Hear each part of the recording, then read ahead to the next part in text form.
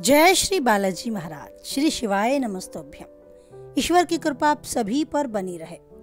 सिंह राशि 22 जुलाई से 31 जुलाई 2024। जानते हैं क्या कुछ लिखा है समय ने सिंह राशि से जुड़े जातकों के जीवन में 22 से 31 जुलाई 2024 के मध्य।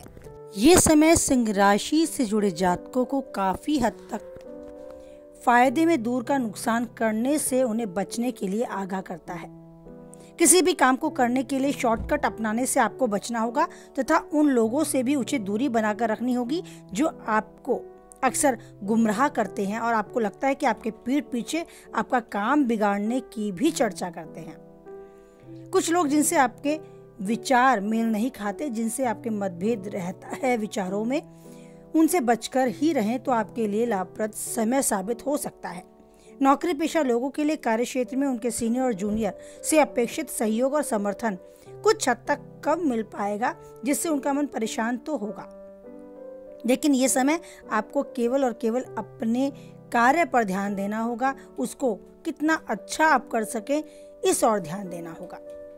भूमि भवन या पैतृक संपत्ति से जुड़े कोई विवाद हैं तो मानसिक तनाव का कारण बन सकते हैं। हो सकता है उस तरफ आपकी रुचि अधिक हो जाए और आपको जो चाहते हैं वो लाभ प्राप्त होने में अभी समय लगे, पर अपने को तनावग्रस्त ना करें। इन सब परिस्थितियों में अपने आप पर परेशानी और दुख या तनाव हावी ना होने दें। समय का बदलाव है, समय की चाल है, कभी धूप तो कभी छांव आते ही हैं, तो सब कुछ सही होता नजर आएगा, पर कुछ समय लगेगा।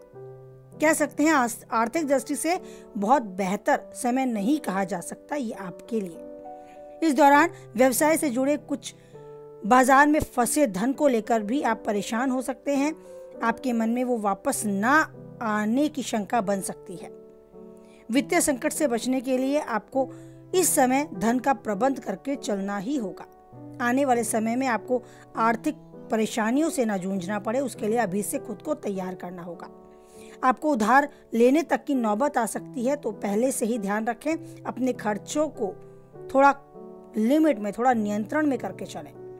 नौकरी पेशा लोगों को उनके कार्य क्षेत्र में अचानक से कोई बदलाव भी देखने को मिल सकता है। यदि आप विदेश में करियर या कारोबार करने के लिए प्रयासरत हैं तो आपको मनचाही सफलता मिलने में अभी थोड़ा इंतजार करना पड़ सकता है, लेकिन आपको उस तरफ अपने प्रयास जारी रखने होंगे। रिश्ते नातों की दृष्टि से देखा जाए तो समय मिला जुला साबित हो सकता है। थोड़े घरेलू विवाद होने की आशंका बन सकती है। भाई बहनों के साथ किसी बात को लेकर मतभेद हो सकता है, लेकिन यह मतभेद ज्यादा समय नहीं चलेगा।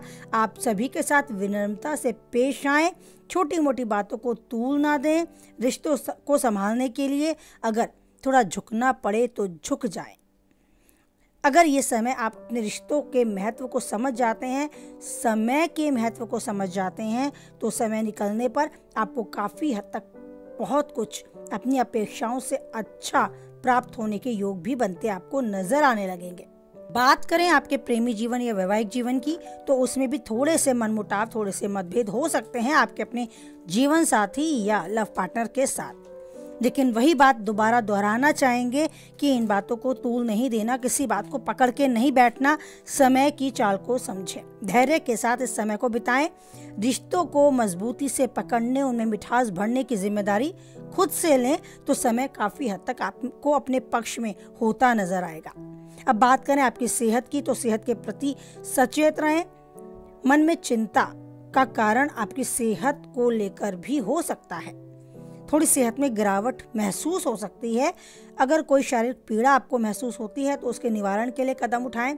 मन मस्तिष्क को तंदुरुस्त, ऊर्जावान बनाए रखने के लिए कुछ समय खुद को भी दें, अपनी रुचि को भी दें। वो सब जो आपकी रुचि के अनुसार आपके कार्य हैं, अपने समय को व्यतीत करने के लिए जिन्हें आप अपनी रुचि के अनुसार करते हैं, वो कार्य जरूर करें। पहले कभी आप गाते थे, पहले कभी आप नाचते थे, पहले कभी आप गुनगुनाते थे, कभी ड्राइंग करते थे, कुछ ऐसा आप पहले करते थे जो आपको बहुत पसंद था, तो उसे थामे ही ना रखें। जब चाहा तब रहा। आप अपने मन मस्तिष्क को ताज़ा करने के लिए अपनी उन पुरानी रुचिप्रद चीज़ों को दोबारा से अपना सकते हैं। समय रहते अपने जीवन को जीने की एक नई दिशा दे सकते हैं। जीवन में रंग भरने के लिए, खुद को ऊर्जावान बनाए रखने के लिए खुद को समय जरूर दें और उस ईश्वर का धन्यवाद करते चलें कि उसने आपको एक गुण दिया है। अपने उस गुण को पहचानें, उस योग्यता को और अच्छे से निखारें। कुछ समय खुद के साथ बिताएं, उस ईश्वर के साथ बिताएं, मन तन की चर्चा करें और जो उसने दिया है उन सब के लिए उसे धन्यवाद करते चलें। एक स्वस्थ शरीर, स्वस्थ मस्तिष्क उस ईश्वर की एक अमूल्य उपहार, अमूल्य आशीर्वाद है जो आपको प्राप्त है। तो बस अपने उस ईश्वर को, जिन्हें आप मानते हैं, धन्यवाद दें, उनके साथ कुछ समय बिताएं, जो मन में हलचल है उनके साथ शेयर करें। भले ही आप जानते हैं कि वो कुछ भी ऐसा नहीं है जो उनसे छुपाए, वो सब कुछ आपके बारे में जानते हैं, फिर भी अपने मन मस्तिष्क में चल रही उलझन, तनाव, उस उदासी को उनके साथ बांटें। आप पाएंगे कि आपके साथ वो खुद से जुड़ते जा रहे हैं। जब आप उन्हें पुकारते हैं तो स्वतः ही वो आपको आपके नज़दीक महसूस होते हैं और जिस दिन आपको वो महसूस होने का आभास होने लगेगा उनके, तो आप पाएंगे कि जीवन में काफ़ी कुछ आप पा चुके हैं जो बहुतों को तप, जप और सिद्धि से भी प्राप्त नहीं होता। घंटों नहीं, मिनट नहीं, कुछ पल ही सही, बस सच्चे पल उस ईश्वर के साथ कनेक्ट होने के लिए आवश्यक है, ज़रूरी है। सब कुछ भूल जाएं और बस ये याद रखें कि ईश्वर ही है जो मेरी नैया को पार लगा सकता है। तो उनके समक्ष एक छोटा बच्चा बनकर बैठ जाना, उन्हें पुकारना मेरा सबसे सबसे सबसे ज़रूरी काम है और इसके लिए मैं अवश्य ही समय ज़रूर निर्धारित करूँगा। एक समय निर्धारित करें पूरी दिनचर्या में और उस ईश्वर को याद करें, कुछ पल के लिए ही, बट सच्चे मन से उन्हें याद करें, उनके साथ एक कनेक्शन बनाएं। आप पाएंगे जीवन की बहुत सारी चीज़ें हैं जो सही नहीं है, जो नकारात्मक है, वो हटती जा रही हैं और बहुत सारी चीज़ें हैं जो सही हैं, सकारात्मक हैं, वो स्वतः ही आपसे जुड़ती भी जा रही हैं।